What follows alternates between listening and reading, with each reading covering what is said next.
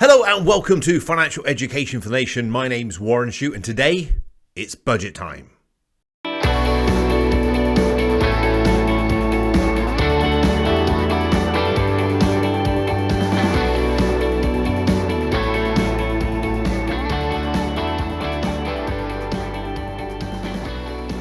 This episode has been sponsored by Idealo, the price comparison website. Okay, so budget. Okay, so Rishi Sunak, I was going to call him Richie Sunak then. So Rishi Sunak set out the government spending plans in the 2021 budget last week, and what a budget it could have been. It was an awful lot tapered down than I expected. There was only one whopping surprise, which was a whopping surprise, which I'll come on to in a second, that shocked me. Everything else seemed pretty much how I expected, if I'm honest. So it's a tricky time. We've got mountings of debt, £355 billion borrowed for the pandemic, and it's still growing. And we've got a slowing economy. So it's a very tricky time for him to try and balance the books and make sure things sit out and get paid back properly. But how's it going to affect you? Let's face it, that's the most important thing, isn't it? How's it going to affect me? How's it going to affect my pocket? How am I going to be come April relative before? So as expected, there was no income tax rises, no capital gains tax rises, no inheritance tax rises. So they're the sort of three main taxes, no VAT rises either. So there was no tax rises. So how did he benefit? How did he claw some money back? Because remember, when we earn money or when we make money, the government, the Chancellor, the Treasury effectively taxes that money. And therefore, they use that money to run the country. And part of the running of the country in the last 12 months has been the furlough scheme and the self-employed income support scheme. So what have they done? They've actually kept the personal allowance the same. Not quite the same. At the moment, it's £12,500. That means you can earn £12,500 a year without paying tax. It says tax-free. Everyone in the country gets that. Okay. Now, that was scheduled to increase anyway, and it's gone up to, if I can lay on my notes, something like 12,570. It's gone up £70. So you kind of think, what big deal is that? But inflation is low. Okay, so inflation low. So that's an inflation increase. And that was already legislated to go up. We already knew that was going to happen. But what he's then done is he's frozen that allowance, 12,570, until 2026, so a 5-year plan, whereas ordinarily they would go up in line with inflation. So what? Well, to you and I, generally, person on the street, that's quite good because we kind of look at it and think, oh, okay, no tax rises. I'm actually slightly better off next year because I've got that, or next tax year, because I've got that extra £70 that I can rely on. Over the last 5 years, inflation increase was about 13%. So by the end of this 5-year period, we'll be about 13% worse off if inflation stays as it did in the last 5 years. So it's a nice way, I believe. I'm sure people can correct me, but I genuinely believe it's a nice way for him to claw back some taxes because he's not taking more explicitly from us. He's doing what I refer to in my investment presentation as carbon monoxide. It's that secret killer. Inflation will erode your wealth more than anything else. And that's what really should be benchmarking yourself against. So he's kind of like by stealth taken tax away that way. It's very clever. If I'm honest, it's a very clever way of him to do it. So the personal allowance goes from 12,500 to 12,570, and then it will be frozen for the next 5 years until April 2026, assuming a Labour government doesn't get in, for example, because they might change that. And then currently you pay 20% tax on the excess, the amount over 12,500, up until 50,000, so £37,500. That's increased as well. So that's now going to be up to 50,270. So it's gone up another £200 because you've got the £70 on the personal allowance. So we can now, as of April, earn £50,270 per person and only pay 20% tax. And again, that band that band there is being frozen until April 2026. So the most you can earn is 50,270 until April 2026. And there was no national insurance increases either. It would have been a great opportunity for him to sneak in an additional national insurance, hike up, change the thresholds, the levels a little bit, but none of that, which I'm a bit surprised about. I've got to be honest. I wasn't expecting huge income tax rises because it affects so many people, and the voter would vote with their feet, as it were. They wouldn't then support him necessarily. But I think we all expected income tax rises or some kind of tax rise. I've actually said I didn't expect income tax rises, but I did expect some kind of band threshold change or something, but none of that. So despite the mounting of debt, okay, extra 355 billion, we're hitting 2 trillion, I think now, in total debt, we are going to go into the new tax year financially better off. You actually take home more tax-free money, irrespective of where you are in the tax thresholds, albeit marginally. Housing market has been fueled by the stamp duty land tax holiday. So there's no stamp duty on the purchases at the moment, up to £250,000, I think it is, saving about £15,000 for some people. You know, it's a tremendous benefit. Really is a tremendous benefit, and it's fueled the property market. You know, there's lots of stuff going on, lots of activity going on.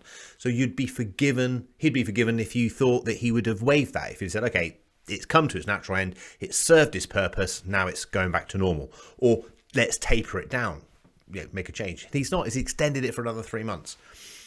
I'm not convinced that was a really smart move. I'm really not. I don't know whether he's got some big developers to please or banks to please, because there's something in the minute I'm going to talk to you about banks as well. I'm not sure, but I'm not sure what I would want to help the first time buyers get on the market, but I'm not convinced that's helping them get on the market. All it's doing is it's inflating house prices by the stamp duty amount.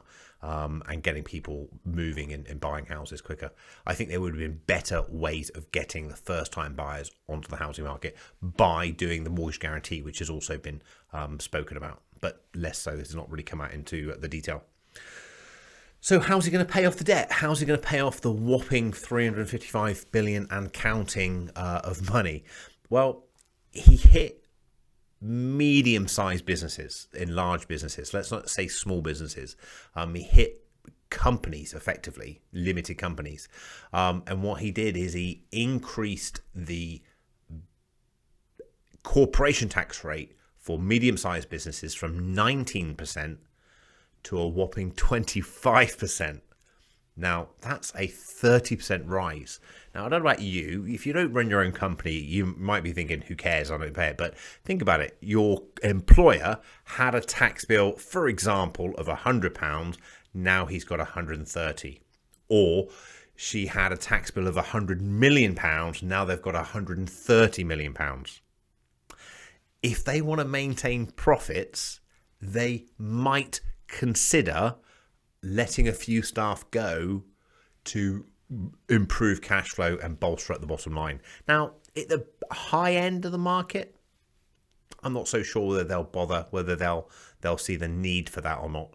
But certainly, I believe in the medium end of the market. Now, where does this kick in? So if you're defined as a small company, up to £50,000 worth of profit, you'll still have the 19% corporation tax rate that we've got at the moment. So profits up to 19% will be taxed at, profits up to £50,000 will still be taxed at 19%. When your profits go over £250,000, that's when we're going to be paying the higher 25% corporation tax rate. And then profits between 50 and 250 are going to have a marginal rate, a phased rate in there, and that's actually not been published yet. They haven't told us what that is, and this all comes into effect in 2023, so there is a bit of time here. So okay, with 2021, 2022, and then it starts in 2023, so there's a bit of a lead up. So it's a hard one to say whether it's fair or not, because let's face it, the companies have really most companies, got to be careful here because I know some people have been struggling, but so many companies have been helped really by the bounce back scheme. It's a loan, it's not a grant, but all the grants they've been given, okay, and also the furlough scheme, so keeping their staff on so they can keep sort of ticking over. The hospitality business, I know, and a lot of the entertainment and stuff have been actually hammered and not really been looked after. But I think looking at the generalization across the market, which he does, companies have been supported. So he's probably thinking, well, we supported you, now you need to support it back. My personal opinion is I think it would have been fairer to look at it as a nation and everyone's been helped, and then maybe pro rata on their income or net worth on how they should do it. So maybe an extra 1% on income tax for everyone. So that would have been a bit of an easier or nicer way of doing it, or maybe a 1% on corporation tax as well. So doing it that way. But hey, he's done what he done. It is what it is. The extra 30% on corporation tax starting in 2 years' time, it'll be interesting how that sort of pans out. I've got to say, it'd be interesting to see how that all comes in the wash, because it's going to be a big hit for a lot of companies paying an extra third on their corporation tax bill.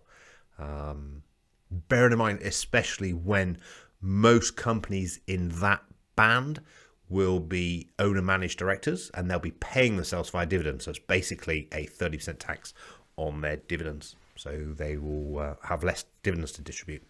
Now you might say, don't care, they shouldn't be greedy, etc., etc. However, they're employing lots of people, and it's the knock-on effect of that. So I'm not saying it's right.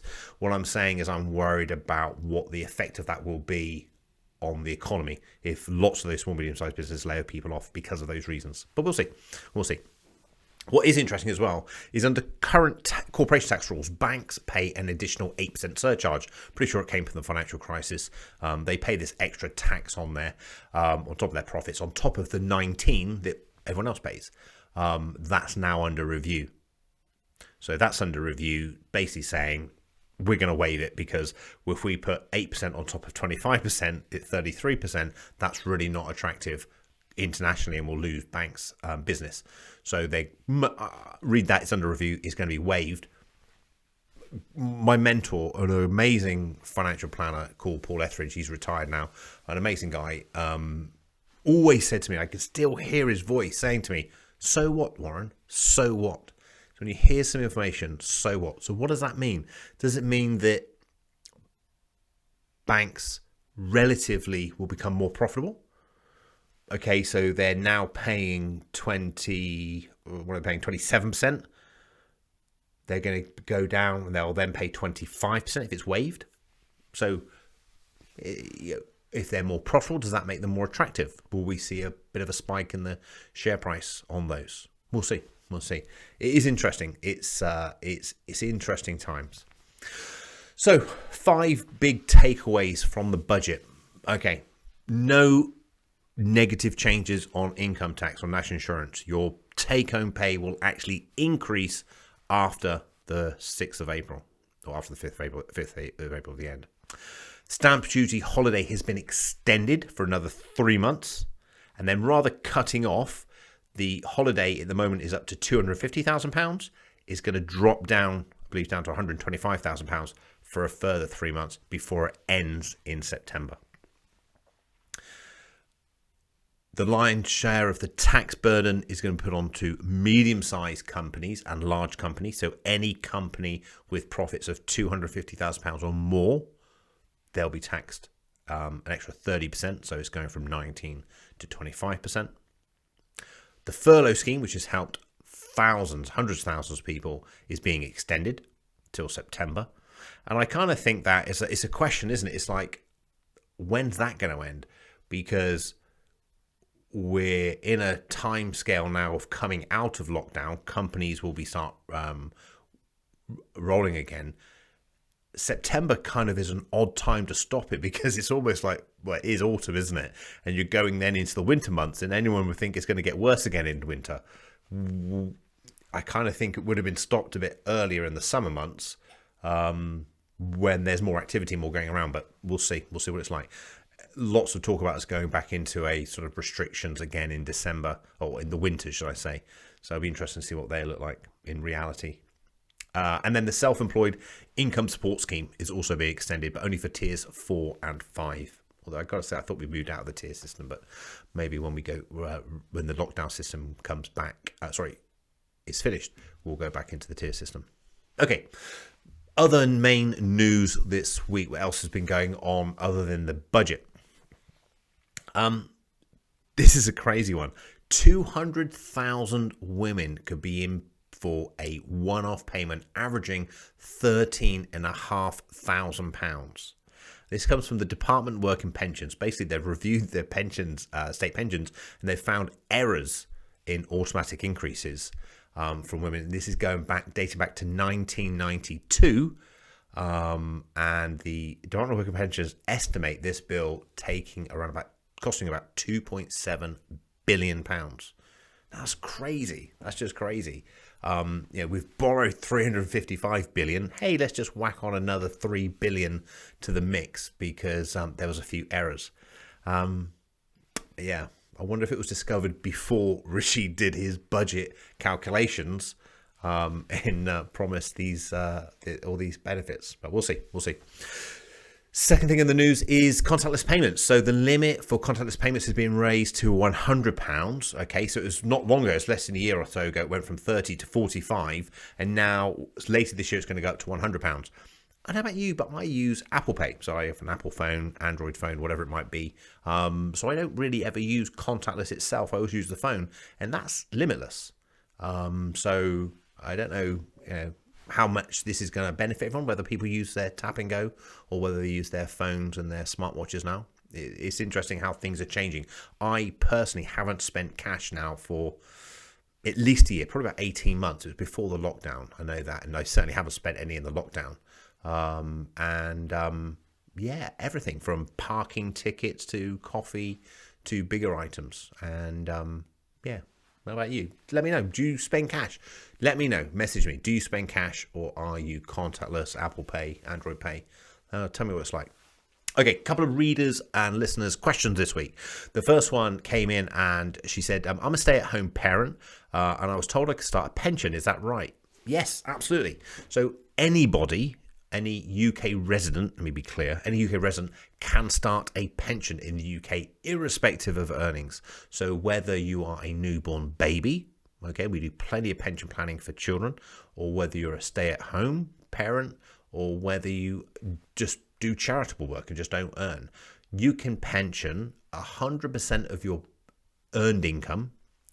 I try and use simple language. I know what the terms are, but I try and use simple language. Pensionable income doesn't really have a definition. So 100% of your earned income, it includes benefit in kinds and car allowances and stuff like that. So 100% of that capped at £40,000. Okay. And if you're a high earner, there's a tapering of that. So we won't go into that just right now. Or if you have no income, you can still pension £2,880, so 2,880, and you'll have £720 added to it as a tax-free bonus, 25% uplift. So think about it as a baby child. They can put in 2,880 and you get £720 added as a bonus as well. So yeah, definitely. And if you can afford it, you really should do it, even if you do it sporadically. You don't have to do that. You can do up to that amount. You can do £100 a month, £10 a month, whatever your budget allows. Obviously, just look at fees from the provider, make sure it still works out as cost effective for you. Second question came in. My son is taking an apprenticeship away from home. Should I help them buy a house there? Is that a good investment? No. I know I'm going to have loads of flack for this and feedback and say, oh, property's a great investment, it's something that helps them get on the housing ladder. I understand all your arguments, okay? But if your child is going away to university, if your child is going away to work, let them do that. Let them go away and work or be at university, anything else. Don't then burden them with house ownership right now. They've got a lot on their plate, what they're going through, everything else. Allow them to be there rather than 1 foot there, 1 foot back kind of thing. And what I mean by that is allow them to socialize. So they might want to go and share a house with other apprentices and build relationships and get to know everyone, everything else, and be more relaxed and enjoy it. Also, you don't put the onus on them. So if you live, okay, I'm just outside of Swindon, okay, so if you live near me and they're taking an apprenticeship in Edinburgh, okay, they've bought a house and actually they're going okay, but it's not what they thought. And as time goes on, they realize they don't want to be blah, whatever X is. So many people change their university degree courses. So many people, I'm sure, and I don't have a fact for this, to change their apprenticeship courses. But if you've got home ownership there, you've now set your roots. It's an expensive transition just to get up and move somewhere else. So by all means, help your children buy a house. I think that's a wonderful thing you can do. Help them on the house ladder, 100% behind it. I'd much rather you give them a warm gift than an inheritance. So I'd much rather you give them cash now than wait and build it up in the future. My preference is to help them with that gift in their late 20s, 30s. So when I'm speaking to my clients, I'm like late 20s, 30s, I'm 30s kind of guy, but I do appreciate some people settle a bit earlier. And then when you gift it to them, you gift it by a deed of trust. So it goes into a trust, so it's protected. And I can cover that in another issue if people are interested. But what you don't want to do is burden them right now. So they're going off somewhere. Let me buy a house for them. Let me get them all settled and everything else. I'm doing it out of love. I think I'm doing the right thing. But actually, really, what you really should be doing is saying, look, go and make your own life. Go and fly your wings and see how life takes you. I'm here. You've always got a place here and I'll support you. If it doesn't work out, they might pop around, but you still support them. And then once they get their feet settled, if else, they're on, actually, I'm going to buy a house, mum, dad, I'm going to do this, start working towards it. When they show commitment, yeah, I'm going to do it, they've earned it, you then, hey, we'll put this aside for you and we wanted to help you out. Bear in mind, house prices aren't rocketing. Okay, I don't think you're going to lose out massively by doing that, and keeping the money invested during that period of time is a very sound idea. Thank you so much for watching. This has been Financial Educator for the Nation. I do love receiving your comments. Please like, share, and tell everyone about the show. The more people who get to see it, the more people can ask questions, and it helps us all. It makes it more fun for me as well. So until next time, you take care. My name is Warren Shute. Thank you. If you haven't yet subscribed to my channel, please do so. There's a great number of back issues to go through, and remember, what makes us different on your financial journey is the support with access to downloads and templates on warrenshute.com, the YouTube videos and podcasts, as well as access to me, a multi-award winning certified financial planner and certified international coach. So please do engage and let's get your finances sorted together. Thank you to Idelo for supporting this show and for you for listening. The Money Planner is edited and produced by the amazingly talented Vince Wakeman at Avando Systems.